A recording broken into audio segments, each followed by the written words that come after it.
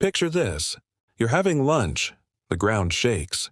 You look up and see a mushroom cloud 20 miles high rising from the mountain behind your city. You have 12 hours to live.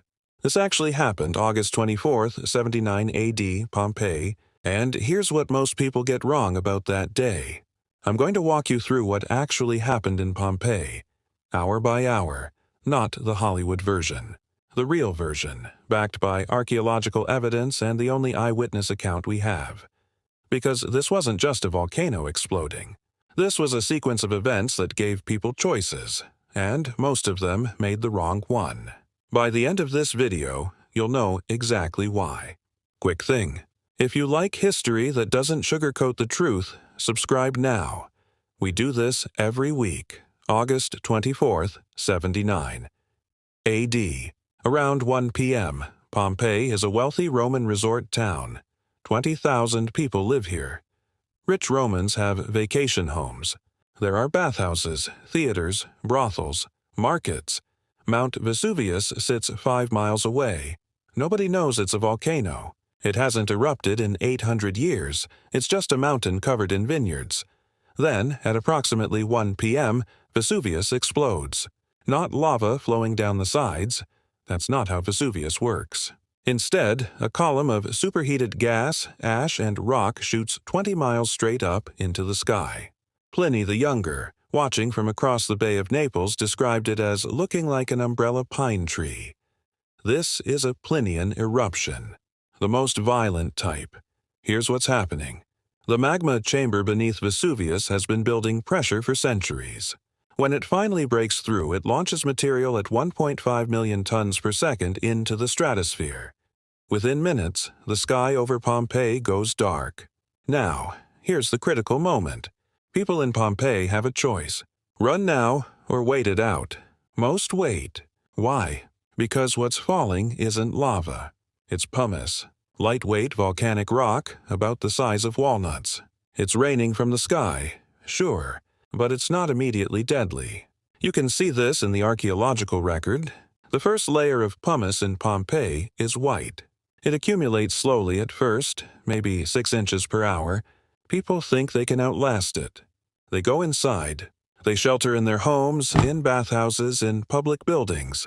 This is the mistake that kills thousands. Because Vesuvius doesn't stop. For 12 hours straight, pumice rains down. By midnight, it's 9 feet deep in the streets. Roofs start collapsing under the weight. People who stayed are now trapped. If you're learning something new here, hit that like button. It helps more people find this story. But the pumice isn't what kills most people. Around 1 a.m. on August 25th, something changes. The eruption column, which has been holding steady at 20 miles high, collapses. When this happens, a pyroclastic surge races down the mountain. Let me explain what that is. It's a ground-hugging cloud of superheated gas and volcanic matter moving at 100 miles per hour. The temperature is 300 degrees Celsius. That's 572 degrees Fahrenheit. You cannot outrun it. You cannot hide from it. It hits the neighboring town of Herculaneum first, 4 miles from Vesuvius. People who fled to the beach, thinking they'd escape by boat, are vaporized instantly. We found their skeletons huddled in boathouses. The heat is so intense it boils their brains. Their skulls explode. Then the surge continues to Pompeii. The first pyroclastic surge hits Pompeii around 7:30 a.m. on August 25th. People still alive, those who survived the roof collapses, die within seconds. Not from burns, from thermal shock. The superheated air sears their lungs. They're dead before they fall. 6 surges hit Pompeii in total over the next few hours. Each one deposits more ash, more rock, more death. By the time it's over, Pompeii is buried under 20 feet of volcanic material. The city just disappears. Nobody rebuilds. Nobody excavates. The exact location is forgotten. For 700 years, Pompeii doesn't exist. When archaeologists finally rediscovered Pompeii in 1748, they found something unprecedented. The volcanic ash had sealed everything perfectly. Buildings intact. Frescoes still bright, food still on tables. And bodies. Not actual bodies, those had decomposed. but the ash had hardened around them, creating perfect molds of their final moments. In 1863, archaeologist Giuseppe Fiorelli figured out he could pour plaster into these voids.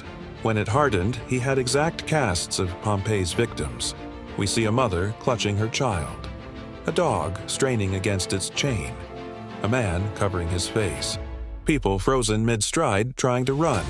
These aren't abstract historical figures. We can see their facial expressions, their terror, their last seconds. Current excavations reveal even more. In 2023, researchers uncovered a bakery with carbonized bread still in the oven. We found graffiti that says Gaius Pomidius Dipolus was here. We have names, lives, moments. The Vesuvius Observatory now monitors the volcano continuously. 3 million people live in the red zone around it today. Naples sits just 9 miles away. Vesuvius will erupt again. Scientists confirmed this. They just don't know when. So here's what we learned. Pompeii didn't vanish in an instant. It was a series of choices over 18 hours. Leave or stay. Run or hide. Trust your instincts or wait for certainty. Most chose wrong because the danger wasn't obvious until it was too late. That's the real lesson of Pompeii. Not that nature is cruel, but that catastrophe gives you moments to act, and you have to recognize them.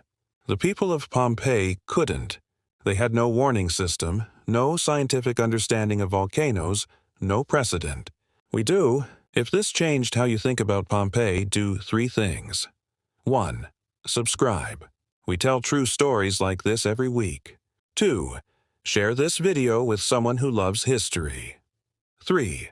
Comment below, could you have escaped Pompeii? What would you have done differently? Thanks for watching. See you in the next one.